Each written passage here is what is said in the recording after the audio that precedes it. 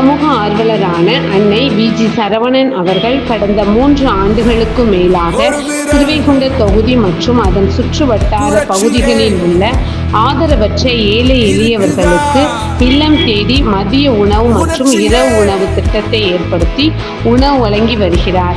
இந்நிலையில் தமிழக வெற்றிக் கழகத்தின் ஐம்பெரும் கொள்கை தலைவர்களில் ஒருவரான சமூக ஆர்வலர் அஞ்சலை அம்மாளை கொள்கை தலைவராக அறிவித்ததன் ஈர்ப்பால் தமிழக வெற்றிக் கழகத்துடன் இணைந்து தமிழக வெற்றிக் கழக தலைவர் தளபதி திரு விஜய் அவர்களின் ஆசியுடன் கழக பொதுச் செயலாளர் அண்ணன் புசி என் ஆனந்த் அவர்களின் வழிகாட்டுதலின் படியும் 1000வது நாள் மதிய உணவு மற்றும் இரவு உணவு திட்டத்தை தமிழக வெற்றிக் கழகத்துடன் இணைந்து வழங்கி வருகிறார்.